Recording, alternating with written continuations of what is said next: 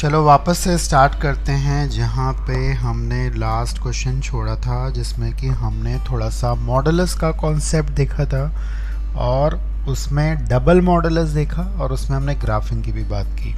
तो उसी को कंटिन्यू करते हैं। जैसे इस प्रॉब्लम को देखिएगा, द क्वेश्चन इज, जिसके थ्रू हम एक इम्पॉर्टेंट कॉन्सेप्ट भी डिस्कस करने वाले हैं। This is a modulus equation जो कि difference of two modulus functions हैं, and this is equal to k। The question is what should be k। We have to find out the k if this equation has one solution, infinite solutions,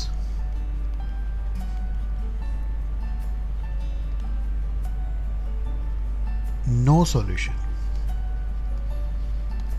तो अगर हमें x की एक अनंत infinite या एक भी value नहीं चाहिए तो k की वैल्यू क्या होगी। हम इसको मॉडुलस को ओपन करके भी कर सकते हैं, जैसे हमने लास्ट क्वेश्चंस में किया था, लेकिन हम कुछ नया सीखेंगे इसमें। वो अप्रोच आपके पास डेफिनेटली है ही है, लेकिन हम इसका अगेन एक ग्राफिंग कॉन्सेप्ट जो हमने लास्ट क्वेश्चन में देखा था उसी को आगे बढ़ा रहे हैं। यहाँ पे डिफरेंस है, तो आप इसको फास्ट तरीके से भी कर सकते हैं और सीधे सीधे इसकी वैल्यूज़ को भी पुट करके कर सकते हैं। आप ये समझें कि ये 0 है और ये 6 है। 0 और 6 इसके एक तरह से क्रिटिकल पॉइंट्स हैं। तो 0 यहाँ पे बैठा हुआ है और 6 यहाँ पे बैठा हुआ है। अगर हम 0 से कम वैल्यूज़ की बात करें, if we are talking about all the values which are lesser than 0, then we can see both the modulus will open with negative sign। दोनों जो होंगे वो negative sign के साथ ओपन होंगे और आपको जो वैल्यू मिलेगी वो -6 मिलेगी। आप ओपन करके देखें, इसको भी नेगेटिव इसको नेगेटिव, तो दोनों से आपको इस तरह की कुछ वैल्यूज़ मिलेगी -6। और अगर हम इसके बीच में चलते हैं, 0 और 6 के बीच में चलते हैं, तो आपको ये समझ में आना चाहिए कि ये पॉजिटिव खुलेगा लेकिन ये नेगेटिव खुलेगा। तो इससे आपको एक लाइन मिलेगी और वो लाइन क्या मिलेगी हमें, वो डेफिनेटली आएगी 2x - 6।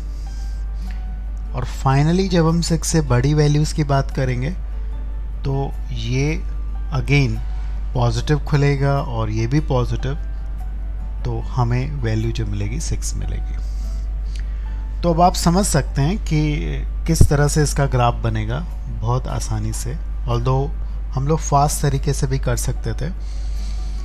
0 से छोटी वैल्यूज़ के लिए ये -6 की प्लॉटिंग होगी और 0 से 6 तक के लिए ये 0 है, ये 6, ये लाइन बनेगा। ये लाइन कुछ ऐसी बनेगी। आप इसकी वैल्यू फाइनली 6 पे देखेंगे तो ये भी 6 आ रही है और 6 के बाद ये कुछ ऐसी लाइन बनने वाली है। तो आप ये भी कर सकते थे, 0 पे वैल्यू देखिए वो -6 आएगी, 6 पे वैल्यू देखिए 6, और इन दोनों को कनेक्ट कर दीजिए जैसे पहले आपने किया था। इसके बाद ये कांस्टेंट और इसके पहले भी कांस्टेंट आएगा। अब यहाँ पे कह रहा है कि this is equal to k, मतलब एक कांस्टेंट k है। अब इसका ग्राफ अगर आप ड्रॉ करें, यानी कि y is equal to k का ग्राफ अगर हम ड्रॉ करते हैं, तो कांस्टेंट का ग्राफ जो होता है y is equal to k, एक कांस्टेंट है तो वो पैरेलल टू x एक्सिस होता है। अब यहाँ पे समझिए कि ये ग्राफ अगर इस तरफ है तो ये एक बार कट करेगा। अगर k की वैल्यू इसके बीच में लाई कर रही है, तो अगर k की वैल्यू लाई कर रही है -6 और 6 के बीच में, तो आपको 1 सॉल्यूशन मिलेगा। तो ये इसका आंसर हो गया, यानी कि फर्स्ट पार्ट का। अब आप सोच के देखो इनफाइनाइट सॉल्यूशन के लिए क्या होगा कि इस लाइन को जो है y is equal to k को इनफाइनाइट बार कट करना पड़ेगा। तो ये तभी पॉसिबल है जब ये बिल्कुल इसे कॉन्साइड कर जाएगी। That means for k is equal to 6 and k is equal to -6, इन दोनों वैल्यूज़ के लिए ऐसा होगा कि आपको इनफाइनाइट सॉल्यूशंस मिलेंगे। I hope things are clear to you. Infinite solutions कब मिलेंगे। और लास्ट में देखते हैं नो सॉल्यूशन का मतलब वो इंटरसेक्ट ना करे, मतलब कट ना करे। तो डेफिनेटली अगर ये वैल्यू 6 से बड़ी हो जाएगी, ठीक है, तो ये 6 से अगर बड़ा हो गया के या -6 से छोटा हो गया, यानी कि इस तरफ आता है या इस तरफ आता है, तो हमें नो सॉल्यूशन की कंडीशन मिलती है। तो इस तरह से हम ग्राफिंग के थ्रू काम कर सकते हैं आसानी से, और ये हमारे लिए आगे आने वाले चैप्टर्स में पर्टिकुलरली इन कैलकुलस ये चीज़ें बहुत मायने रखेंगी और इसका हम लोग बहुत इम्पोर्टेंटली यूज़ भी करने वाले हैं। अच्छा, जैसे हमने अभी बात की कि किस तरह से ग्राफ बनाते हैं, और मैं आपको फिर थोड़ा सा और ब्रीफ कर दूं। अगर हमारे पास 2 से ज़्यादा मॉडुलस फंक्शंस भी हैं, मान लेते हैं ये हैं, और इसका भी सॉल्यूशन अगर आप इसी टाइप का क्वेश्चन को डील कर रहे हो, मान लीजिए ये फिर k की वैल्यू है, और इसी टाइप का क्वेश्चन करें कि 1 सॉल्यूशन अगर हमें चाहिए तो k क्या होगा, 2 सॉल्यूशंस चाहिए, इनफाइनाइट सॉल्यूशंस चाहिए तो k क्या होगा। तो आप इसकी ग्राफिंग भी बहुत आसानी से कर सकते हैं। आप इसको y पुट करिए, थोड़ा फास्ट मैं बता रहा हूँ, आराम से आप समझिए, कोई दिक्कत नहीं है, ये बहुत क्विकली ड्रॉ हो सकता है। सो let us focus on this. यहाँ पे 0, ये 0 पे 0 बन रहा है तो 0 मार्क कर लेते हैं। ये 1 पे 0 बन रहा है, 1 मार्क कर लीजिए यहाँ पे। ये 5 पे 0 बन रहा है, 5 मार्क कर लीजिए, राइट। तो 3 मॉडुलस हैं, 3 पॉइंट्स को यहाँ पे मार्क कर लीजिए। उसके बाद क्या करना है, आप 0 पे इसकी वैल्यू देखिए, 0 पे ये पूरे फंक्शन की, ये 0 देगा, ये 1 देगा और ये देगा 5। तो यानी कि टोटल वैल्यू जो 0 पे आएगी वो 6 आएगी। तो इस पॉइंट को मार्क करेंगे, राइट। ये 0 पे 6 हो गया, सॉरी 1 पे फिर देखते हैं 1 पे क्या आएगा, 1 पे ये 0, ये 1 देगा और ये दे देगा 4। तो ये हो गया 1, ये हो गया 0 और ये हो गया 4। तो क्या वैल्यू मिलेगी 1 पे, 1 पे हमें मिलेगी 5 वैल्यू। तो इसको नहीं करेंगे मार्क, हम यहाँ पे 1 पे 5 इसको मार्क कर रहे हैं, ठीक है। उसके बाद फाइनली 5 पे देखते हैं। फाइनली 5 पे अगर मैं इसकी वैल्यू देखता हूँ तो ये 5 देगा, ये 4 देगा और ये 0। तो 5 पे आपको 9 मिलेगी, कुछ यहाँ पे ये 9 है। अब सिंपली क्या करना है, आप सिर्फ पॉइंट्स को कनेक्ट कर दें। कैसे, ये एक पॉइंट हो गया, उसके बाद इस पॉइंट को कनेक्ट करेंगे, इसके बाद कुछ ऐसा बनेगा रफली ग्राफ, और इसके पहले भी कुछ ऐसा ही बनेगा ग्राफ। तो इस तरह से हम कनेक्ट करके ग्राफ को ड्रॉ करते हैं, राइट। और अब आप समझ सकते हैं कि ये जो वैल्यू हमें दे रहा है वो 5 या 5 से बड़ी वैल्यू दे रहा है, और 5 आपको एक एग्जैक्टली एक ही वैल्यू पे मिलेगा। तो अगर k की वैल्यू 5 हो गई तो you will gate 1 solution of this equation, और 5 से बड़ी हो गई, आप समझ सकते हैं कि 5 से बड़ी वैल्यू कोई भी अगर होगी तो ये 2 वैल्यूज़ पे आपको मिलने वाला है। तो k की वैल्यू अगर 5 से बड़ी हो गई तो आपको 2 सॉल्यूशंस मिलेंगे, और अगर k की वैल्यू 5 से छोटी हो गई तो आपको नो सॉल्यूशन की कंडीशन आएगी। अगर कोई हमसे पूछता है कि इनफाइनाइट सॉल्यूशन के लिए क्या होगा, कैसी वैल्यूज़ होंगी k की, तो हम क्या बोलेंगे, गेस व्हाट, सोचिए, k बिलोंग्स टू 5, k संभव नहीं है कुछ भी, तो किसी भी वैल्यू के लिए आपको इनफाइनाइट सॉल्यूशंस नहीं मिल सकते। तो ये एक इम्पॉर्टेंट पार्ट है जिसको आप बहुत अच्छे से यूज़ कर पाएंगे, और कोई लिमिटेशंस नहीं है इसमें कि आपके पास 3 है मॉड, 4 है मॉड, आप डेफिनेटली इस नेचर को समझ सकते हैं। चलते हैं एक इम्पॉर्टेंट कॉन्सेप्ट पे, वो क्या है ज़रा देखें। एक बहुत इम्पॉर्टेंट रिज़ल्ट है हमारे पास कि अगर 2 क्वांटिटीज़ के मॉडुलस का सम देखा जाए तो वो हमेशा जो होता है, अगर आप अलग अलग मॉड ले रहे हैं 2 क्वांटिटीज़ का, तो वो हमेशा जो है उनके सम ऑफ मॉड से बड़ा होता है। Now this is crucial, this is very crucial. Why this happens, ऐसा होता क्यों है? बिकॉज जब आप कोई भी वैल्यू डालेंगे, जब आप पॉजिटिव दोनों वैल्यूज़ डालेंगे, मान लीजिए एक को 2 डाला और एक को 3 डाला, तो ये बात समझ में आनी चाहिए कि तब तो कोई दिक्कत ही नहीं है. आप देखिए दोनों बराबर हो जाएंगे इससे. या दोनों को नेगेटिव डालेंगे तब भी आप समझ सकते हैं कि ये बराबर होगा. लेकिन अगर एक पॉजिटिव हो गई और एक नेगेटिव हो गई, अगर एक वैल्यू पॉजिटिव हो गई और एक वैल्यू नेगेटिव हो गई, तो आप समझ पा रहे हैं यहाँ पे मॉडुलस इनके डिफरेंस का लिया जा रहा है, यहाँ पे अलग अलग लिया जा रहा है, इसलिए ये हमेशा इससे बड़ा होगा.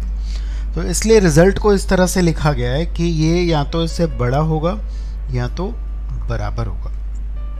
राइट. अब इस पे क्वेश्चंस बनते हैं कि अगर ये बराबर है, अगर ये इसके बराबर है तो क्या कंडीशन लगेगी? ये तभी बराबर होगा, जैसे यहाँ पे आपने एग्जाम्पल पे देखा. यहाँ पे फोकस करिए, इन दोनों पार्ट पे फोकस करें कि ये भी नेगेटिव है, ये भी नेगेटिव है, तभी इसके बराबर आएगा. और ये भी पॉजिटिव है, ये भी पॉजिटिव है, तभी ये इसके बराबर आएगा. तो इस रिज़ल्ट को हम यहाँ पे लिखने जा रहे हैं कि अगर x इंटू वाई का प्रोडक्ट जो है वो पॉजिटिव होगा, यानी कि दोनों पॉजिटिव होंगे या दोनों नेगेटिव होंगे, तब ये इक्वालिटी होल्ड करेगी, तब ये इक्वालिटी होल्ड करेगी. अदरवाइज़ ये इनइक्वालिटी हो जाएगी, अदरवाइज़ ये हमेशा इससे बड़ा ही होगा. राइट. इसी तरह हमारे पास एक सेकंड कॉन्सेप्ट है, इसी से सेकंड पॉइंट है, वो है डिफरेंस. वो है डिफरेंस. अगर आप देखेंगे तो दो क्वांटिटीज़ का डिफरेंस का मॉडुलस जो होता है वो बड़ा होता है अगर आप अलग अलग डिफरेंस लेंगे. यहाँ पे उल्टा हुआ है, बिकॉज ये भी उसी रीज़न से. यहाँ पे एक और मोड में लगा रहा हूँ ताकि ये पॉजिटिव बना दूँ, तो न्यूमेरिकली ये इससे हमेशा बड़ा होता है, और वैसे भी अगर ये नेगेटिव हो गया तब भी बड़ा होगा. तो ऐसा भी इसी रीज़न से है. अब यहाँ पे भी इक्वालिटी कब होल्ड करेगी ये भी आप समझ पाएंगे. आप इसको खुद थोड़ा सा ट्राई करके देखें. अगर मैं एक वैल्यू -3 ले रहा हूँ और एक वैल्यू 2 ले रहा हूँ, अब देखिए अलग अलग मॉड लिया जाए तो क्या होगा. अब यहाँ पे -3 ले लीजिए और ये 2 ले लीजिए. आप ले लीजिए ये 5 होगा और ये 1 होगा, ये हमेशा इससे बड़ा होगा. यानी कि अगर एक पॉजिटिव है और एक नेगेटिव है तो ये हमेशा इससे बड़ा होगा. लेकिन अगर दोनों पॉजिटिव हैं बच्चों, अगर दोनों पॉजिटिव हैं या दोनों नेगेटिव हैं, तो ये बड़ा नहीं, ये इक्वल टू होगा, ये इक्वल टू हो जाएगा. तो अगर हमारे पास इस तरह की कोई कंडीशन है कि अगर इनका डिफरेंस इनके मॉडुलस के डिफरेंस से बराबर है, तो x इंटू वाई जो होना चाहिए उस समय पे दोनों सेम साइन के होने चाहिए, यानी कि ये ग्रेटर देन 0 होना चाहिए. तो अदरवाइज अगर x और y लेस देन 0 हैं तो ये हमेशा इससे बड़ा होगा, इक्वालिटी तब होल्ड करेगी नहीं. तो देखते हैं इसके थ्रू कैसे क्वेश्चन बनते हैं, और इससे काम आपका बड़ा आसान होने वाला है. आपको अलग अलग मॉडल्स को ओपन करने की ज़रूरत बिल्कुल नहीं पड़ेगी. तो इस प्रॉब्लम को देखें. यहाँ पे हमको दिया हुआ है कुछ ऐसा,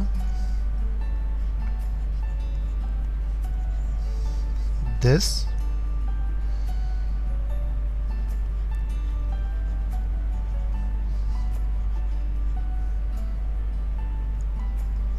and this is equal to this thing. ज़रा फोकस करें. अभी आपको पहली नज़र में ये समझ में नहीं आएगा कि ऐसा क्यों है. आप देखिए यहाँ पे इन दोनों का सम आप देख पा रहे हैं. इन दोनों को अगर सम किया जाए तो इसके बराबर है. अच्छा, अगर इस क्वेश्चन को ऐसे दिया जाए तब भी वही बात होगी. अगर यहाँ पे माइनस कॉमन लेके ऐसे लिखा जाएगा तब भी सेम चीज़ है, तब भी ये रिज़ल्ट लग सकता है. बिकॉज आप माइनस अंदर इंक्लूड कर भी सकते हो, नहीं भी कर सकते हो. यू नो इट कि this is same as this, उससे कोई फ़र्क पड़ता नहीं है। तो क्वेश्चन ये हो या ये हो, दोनों के लिए हम इस रिज़ल्ट को लगा सकते हैं। तो बहरहाल आप देखें इस रिज़ल्ट पे जो अभी हमने बात की कि इन दोनों का सम, इन दोनों क्वांटिटीज़ का सम आप देखिए इसके बराबर है। और ये कब होगा, जैसे यहाँ पे हमने बोला था कि x square minus x into this to be greater than 0। अब अगर इस रिज़ल्ट के बिना हम करते तो हमें मॉडल्स को ओपन करना पड़ता, क्रिटिकल पॉइंट्स बनाने पड़ते, हमें ये देखना पड़ता कि ये 0 कहाँ पे है, इसी तरह हमें ये भी देखना पड़ता ये 0 कहाँ पे है। उसके बाद हम केसेस लेते, और केसेस यहाँ पे 3 भी हो सकते हैं, 4 भी हो सकते हैं, बट इसके रिज़ल्ट के थ्रू हम लोग बहुत आसानी से इसके सॉल्यूशन पे पहुँच सकते हैं। तो just understand the gravity of this result. आप देखिए इसके फैक्टर्स बन रहे हैं ये, और इसमें भी आपको फैक्टर्स मिलेंगे 2, एक मिलेगा x माइनस 1 और एक फैक्टर हमारे पास यहाँ पे आ रहा है 2 माइनस एक्स। तो इस तरह से हमारे पास ये फैक्टर्स हैं। अब ज़रा प्रॉपरली देखें, इसको हम लोग नंबर लाइन पे सॉल्व कर सकते हैं। We know it how to solve it, कैसे सॉल्व करेंगे इसको। So let us understand. अच्छा, इसमें एक बात और है, यहाँ पे ये इक्वल टू 0 भी आता है। We have miss this point. अगर कोई एक क्वांटिटी 0 हो गई तब भी इक्वलिटी होल्ड करेगी, और यहाँ पे भी 0 को आप इंक्लूड करिए तो यहाँ पे भी करेंगे। I hope you are getting this point. अगर x 0 हो गया तब भी mod of y is equal to mod of 5 हो जाएगा, या y 0 हो गया तब भी ये होल्ड करेगा। तो यहाँ पे सिर्फ ग्रेटर देन नहीं, ग्रेटर देन इक्वल टू लगाना है। अब जगह हम इसको सॉल्व करें और क्रिटिकल पॉइंट्स को यहाँ पे हम लोग ड्रॉ करने जा रहे हैं, जैसे हमने पहले किया था। ये 0 बन रहा है 0 पे,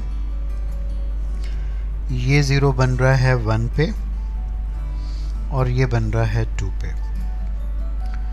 2 से बड़ी वैल्यू कोई भी रखते हैं हम लोग तो ये पॉजिटिव, ये पॉजिटिव, ये पॉजिटिव, ऐसा होगा नहीं। Please don't get it wrong, हमेशा यहाँ पे पॉजिटिव नहीं होता।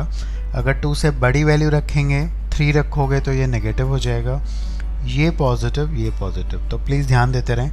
तो 3 पुट करके देखिए तो ये फैक्टर नेगेटिव हो जाएगा, बिकॉज यहाँ पे x माइनस 2 नहीं 2 माइनस एक्स है, तो ये प्रोडक्ट नेगेटिव होगा। यहाँ पे पॉजिटिव। अच्छा, 1 के अबाउट साइन चेंज नहीं होगी, ये भी रिकैप करिए बिकॉज इसके ऊपर इवन पावर है। तो 1 के पहले और बाद में ये अपनी साइन को चेंज नहीं कर रहा है, इसलिए साइन चेंज नहीं होगी, तो इधर भी पॉजिटिव होगा और इस तरफ नेगेटिव होगा। So we have got the solution of this, जो कि आ रहा है हमारे पास 0 से 0 को इंक्लूड करेंगे 0 से 2 तक विदाउट एनी ब्रेक। तो एक कॉम्प्लिकेटेड क्वेश्चन को इस इम्पॉर्टेंट रिजल्ट से हम बहुत आसानी से कर सकते हैं।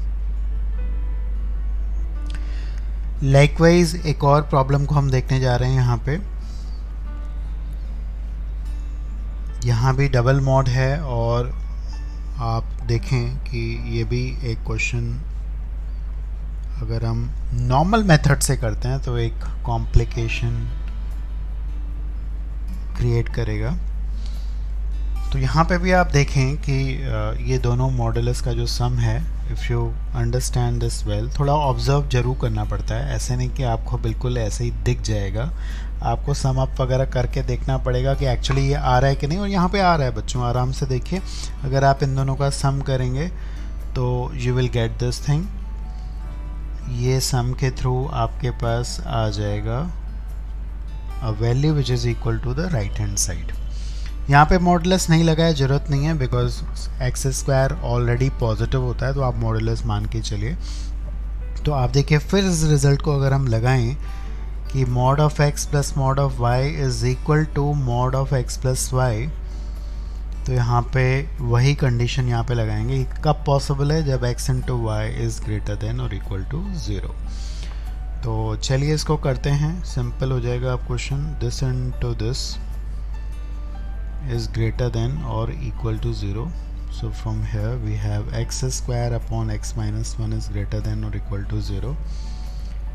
A very easy one for you, आपके लिए अब तो ये बहुत आसान हो चुका होगा ये कॉन्सेप्ट कैसे करेंगे, यू नो इट वेल। तो क्रिटिकल पॉइंट यहाँ पे 1 बन रहा है, 1 पे ये 0 बन रहा है, बट 1 को डेफिनेटली आप ओपन में रखेंगे, नहीं तो डिनोमिनेटर 0 बन जाएगा। और ये भी 0 पे 0 बन रहा है, लेकिन इसके अबाउट साइन चेंज नहीं होगी बिकॉज एक्स स्क्वायर है। अब 1 से बड़ी वैल्यू रखेंगे तो ये पॉजिटिव होगा, इधर नेगेटिव, और इधर फिर अगेन नेगेटिव होगा, राइट। तो यहाँ पे टोटल जो सॉल्यूशन हमें यहाँ पे दिख रहा है, एक तो 1 to infinity दिख रहा है, लेकिन 0 को इंक्लूड करेंगे क्योंकि 0 पे न्यूमरेटर 0 बन जाता है। सो 0 को इस तरह से हम इंक्लूड कर रहे हैं, और यहाँ पे आएगा हमारे पास 1 to infinity। So you can see how crucial this result है, जिसके थ्रू हम बहुत कम एफर्ट में क्वेश्चन को कर पा रहे हैं।